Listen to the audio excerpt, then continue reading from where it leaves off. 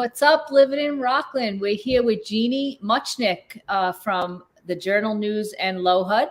We're so excited to talk with her and hear a little bit about her journey and how she got to where she is. And we see her all over the internet. So we'd love to hear a little bit about you, Jeanne. Hi, thanks for having me. No problem. We're so excited to hear your story. I don't know that my story is that exciting. I mean, honestly, I'm just an old school journalist that has taken to social media, and now I'm like crazy over Instagram. So I'm constantly trying to compete with all the other influencers who are out there. And hopefully there are still people who read. So I'm hoping that people still, besides, because I know a lot of people do get their information off of social media, but I'm hoping that they still go to the Journal News and LoHud.com to see my articles. Absolutely. Bring us back when you decided to become a journalist and your journey towards, I don't know how long you've been with the Journal News, but bring us back to the beginning of your career. Well, it's a long story, so I'm going to make it short. I've been with the Journal News 6 years. I just have been in journalism for a really long time. I studied it in college and came to New York and worked in the city and worked for a lot of national publications. I worked for Women's Day magazine. I did freelance for Parents magazine. So, and then, had kids, moved to the suburbs, wanted to work locally. Did a lot actually for Westchester magazine. And I worked for the Journal News about 15 years ago. They had a custom publishing division. And I was one of the people who started Rockland magazine, for anyone who remembers that. We did have a Rockland magazine. We did a Putnam magazine, and we also did one called In Town Westchester. So, but those only lasted about 3.5 years. So when they kind of died, I left the Journal News, went on to do a few different things, worked for other websites, and then I came back. So here I am doing food for the past 6 years. So it's strictly restaurants and, just showcasing. Yeah, it's strictly food and dining. I like to say that I'm not a food critic.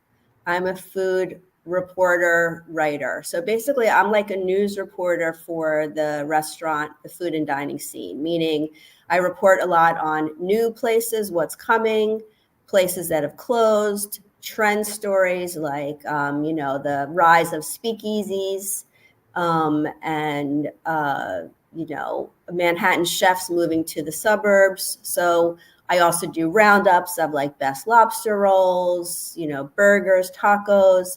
And then I also do a new thing that was started last May. It's called Best Thing I Ate This Week. So I go to different places and showcase what I loved. So actually, you're going to see a few. Well, I have done a couple. Definitely done a lot of Rockland places, but I have a new Rockland place that's coming up.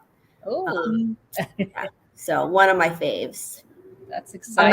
I'm not revealing it yet. So letting us know you're not leaking it out yet. It's so cool how you've like niched down so much into just food. Did you picture yourself, dialing so specifically into food? Do you have a passion for food, or did this just kind of land in your lap? It's a good question. It actually landed in my lap more or less. I mean, I like food. Some people will be surprised to know I am a picky eater, so I don't love everything. And that's why I like that I'm not a critic. I'm just I can tell you that there's steak frites on the menu. It doesn't mean that I actually ate the steak, but I do happen to love steak. So I will eat that, but there are things that I won't eat. But no, it just fell in my lap. There was an opportunity, and because I had worked at the Journal News before and they knew me, it was easy to come back. But I do love it. The thing is, I was always, previous to the job too, doing a lot of Instagram posts about it, because food is just so fun to Instagram about. I mean, it just gets me really excited. And of course cocktails too. There's just, it's just fun to do. So that brings us to, talk to us about, because you did say, you've been doing this for many, many years. You're a journalist and, you're basically writing. And now you're just have this love for social media. So how did that come together?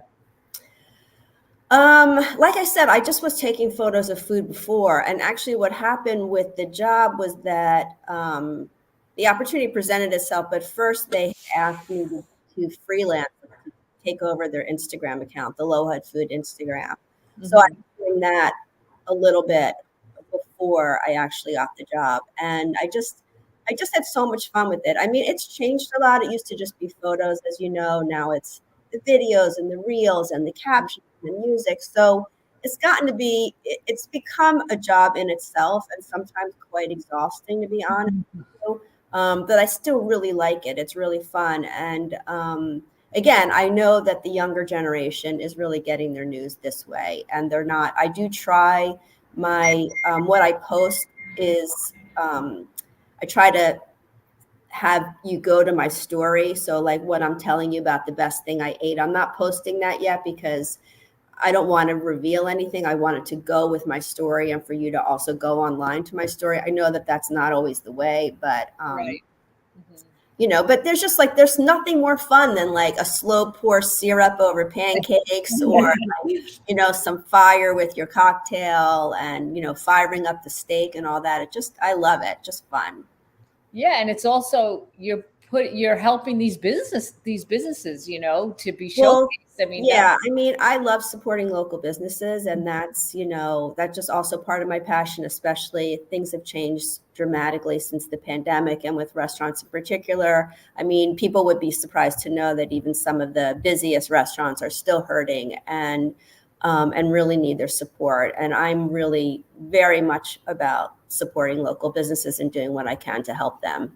yeah, us as well. Right? Yeah, we love that. It's such an amazing thing, and it's just so interesting to see the transition to this news on social media and how you've adapted so well. Even, you know, my generation, it's a hard thing, and everybody wants to be an influencer, and it's, you know, do you have a team behind you helping you with that account, or are you doing this by yourself? Oh my God, I wish I had a team. No, it's me, myself, and I.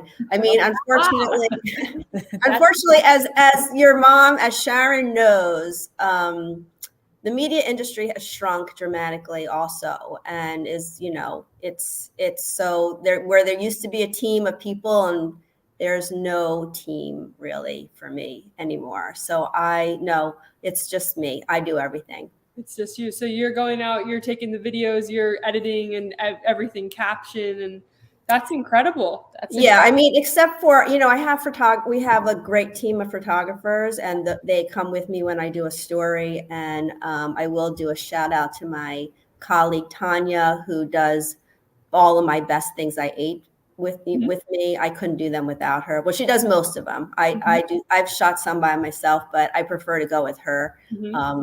So she went for the best thing I ate post. That's Tanya and me, but mainly everything else is you. Me.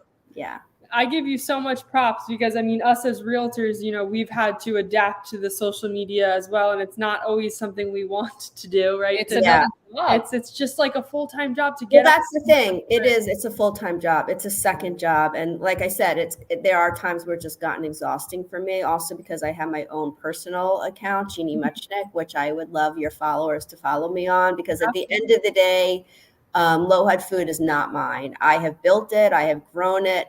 But it belongs to Gannett. It doesn't belong to me, Jeanne. So I want to build my own following on Jeanne, because I think that I've built Low Hud Food, but I think I built it based on my personality. So I'm hoping that people will follow me as well. Yeah, I'm sure. Yeah. We hear your name all, you know, because we've been interviewing so many different places. We were at the Gracie Rose, and they were like, "Oh, we're talking about." Oh, I love them. Yeah, we hear your name all over. So what you're doing, it's working, and I give you a lot of props for that. Well, thank you.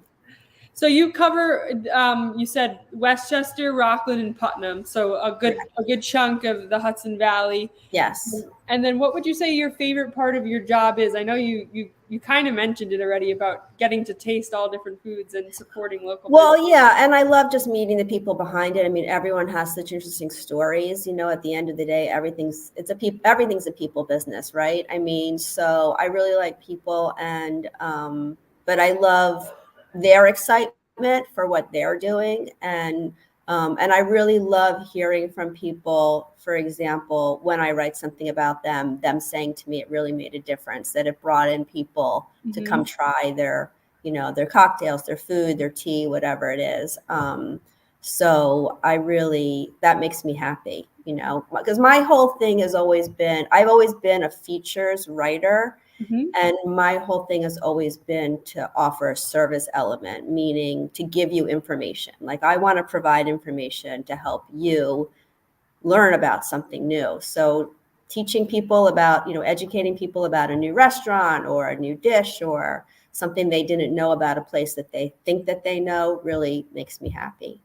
Yeah. I mean, So that's cool. basically, we do the same a little, we like to showcase just entrepreneurs, new businesses. And yeah, when we saw you, we were like, oh, we definitely have to connect because we do hear your name a lot, Yeah, well, thank you.